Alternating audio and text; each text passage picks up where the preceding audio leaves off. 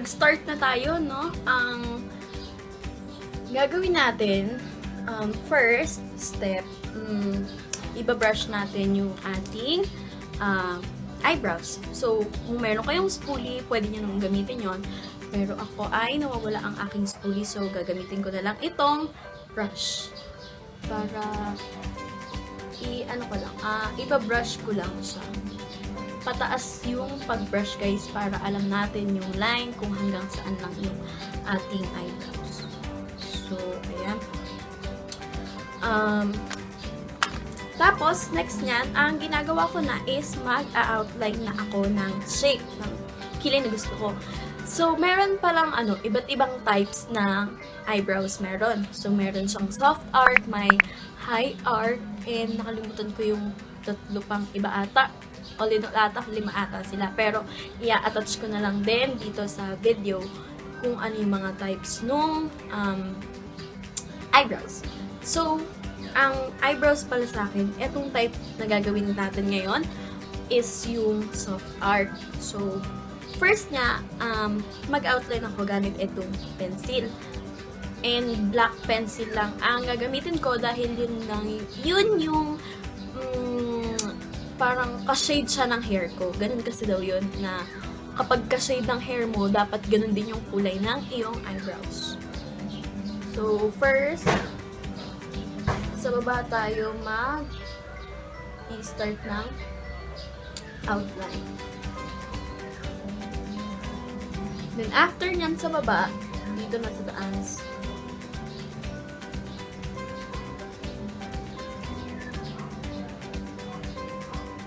So, yeah.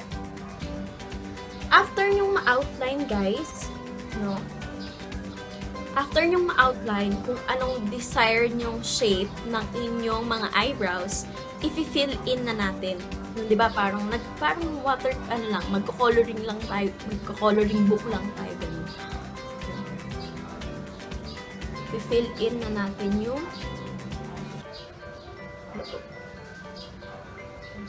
tapos ko na itong dalawang kilay ko na ma-fill in and malagyan ng outline. So, after naman yan, ang next step na ating gagawin ay ibabrush ko ulit ang aking kilay para yung mga product is natin siya matanggal. Kung may mga namumuong product dyan sa ating mga kilay is matatanggal.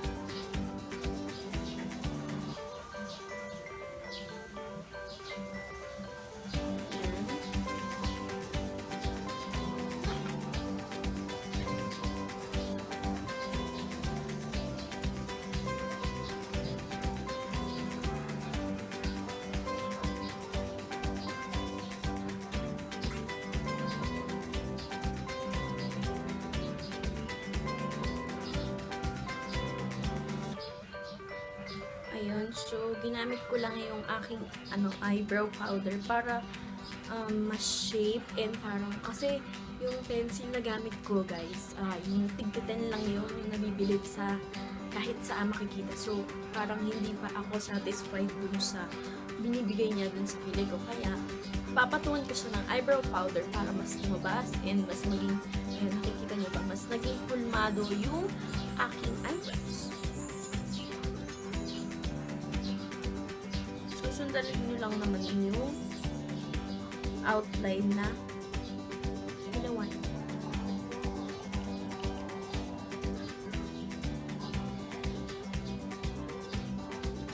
Ang ginamit ko na lang pala na shade dito is yung medyo brown kasi black na yung ginamit kong pang outline kanina. So parang hindi siya maging ganun kakapal. Is ginawa ko lang siyang brown. Tapos, after nyan, kukuha na lang din ako ulit ng brush para yung mga products, yung mga excess, matanggal natin. And, pinagpapagod natin. Pinagpapagod sobrang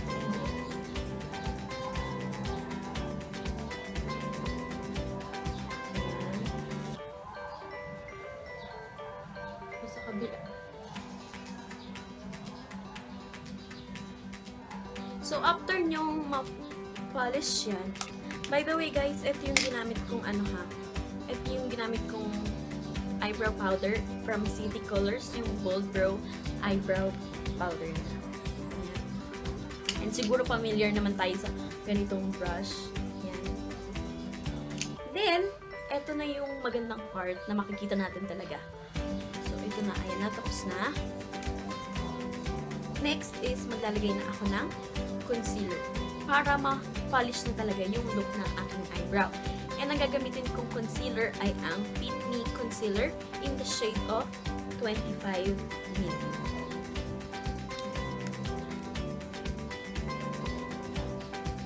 Susundan nyo na lang yung outline nyo. Sa ilalim lang ng outline. Ganun.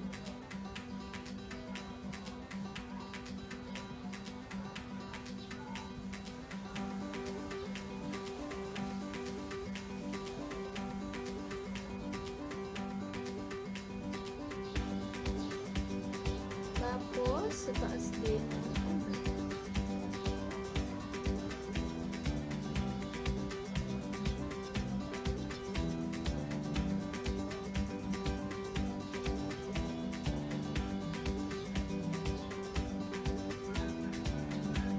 Diyan maaayos nyo, mapapolish na talaga through concealer.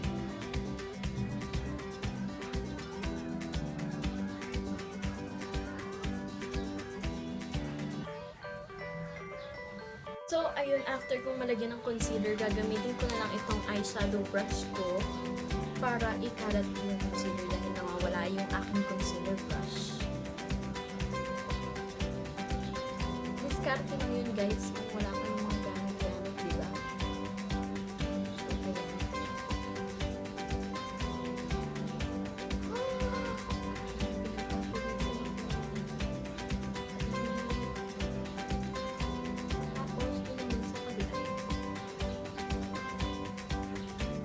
Isama nyo na rin yung dito sa lid nyo kasi pagka nag-eyeshadow kayo, diba, parang mas lumitaw yung color. So, ayan na guys, ang kinalabasan ng ating tutorial today. She's a Mona Lisa. Everyone's lining up to see her.